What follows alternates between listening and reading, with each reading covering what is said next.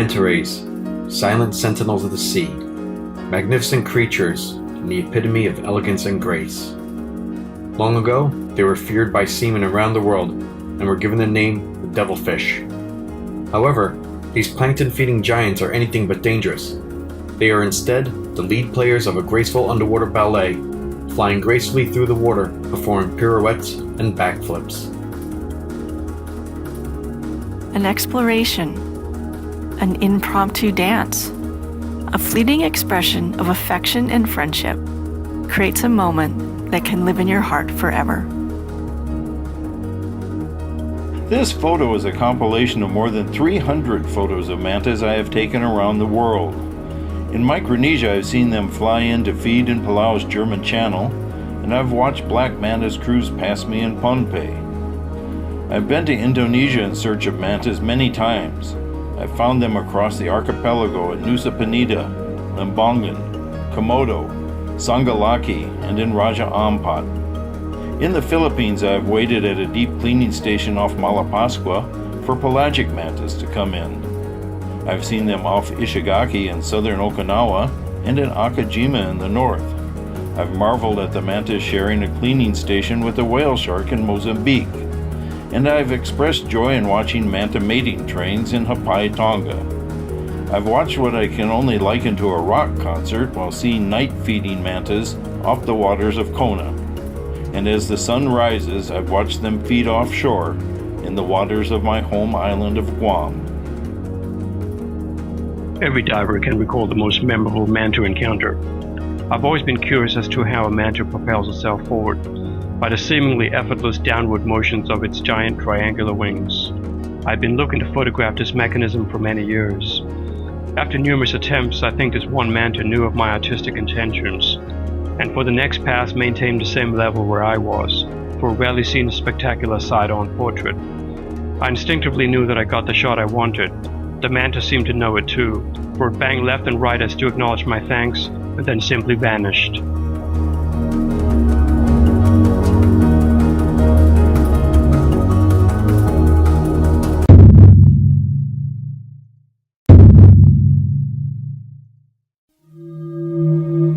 The manta ray, with its slow-swimming nature and tendency to bask at the water's surface, creates an easy target for anyone with a harpoon or net.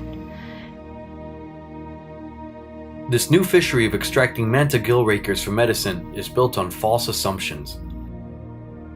There are no medicinal benefits written in ancient script, nor proven in modern science. Devil rays majestically grace the oceans. They trust those they encounter, are gentle towards humans, and bring joy to those that spend time with them. Yet man poisons them in pollution, drowns them in nets, mutilates them in pursuit of false medicine, hooks, spears, and slices them. Man kills the manta. Is it man or manta that is the devil?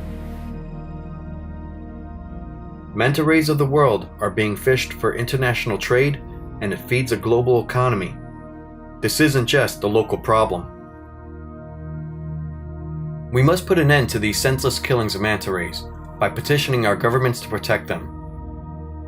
Educating lawmakers to pass legislation and/or create marine sanctuaries helps all creatures of the ocean. It is now within our grasp to protect these species before it's too late.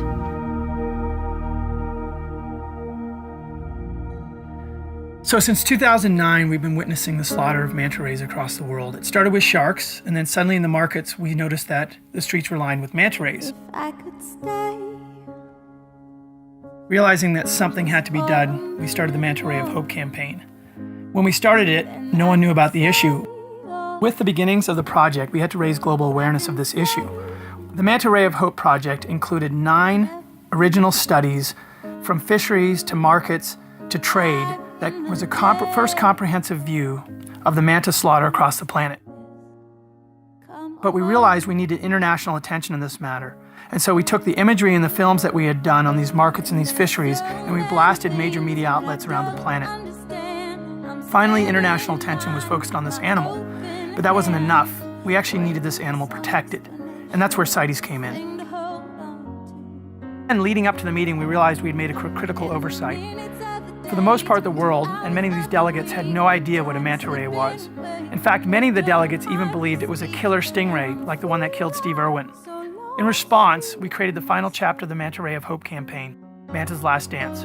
If I could spend some of that time I'm saving, I can imagine your face. With 1 week left towards CITES, we released the film, and within 24 hours we had over 200,000 downloads of the film. And we had features in most major media publications around the planet, including the New York Times, Smithsonian, Wired, and headlines in the front pages of the major newspapers in Germany, even South China Post. Going into CITES, we had 2 weeks to convince the delegates that this animal was worthy of protection. So in the first week of CITES, after meeting upon meeting with various delegates, we hosted the Manta Ray reception. Here we bought a 21-foot giant manta ray to the reception, inflatable, towering almost 20 feet above the heads of the delegates. And then finally, on the final day of votes, in the middle of the last week of CITES, the vote came up, and the nation upon nation stood up and voted in favor of manta rays, with only 20% voting against them. Finally, the world had done the right thing and protected manta rays, a species so deserving of protection. Most recently, Indonesia took a huge positive step by banning fishing for mobulage throughout its entire exclusive economic zone of nearly 2.3 million square miles, creating the world's largest manta protection zone. Now that a precedent has been set, it's time for other countries to follow suit with similar protections, and for all who care about the ocean to add their voices to the effort. In taking 10 years to complete, the West Hawaii Fisheries Council drew up the West Hawaii Regional Fisheries Management Area Rules, which included the protection of 4 types of rays in addition to manta rays. This rules package represents thousands of hours of work, mostly entirely unpaid, by a lot of volunteer groups and NGOs. And it was finally signed into law by Hawaii Governor Neil Abercrombie in December of 2013. Some of the simple, sweet words that are so hard to speak sometimes.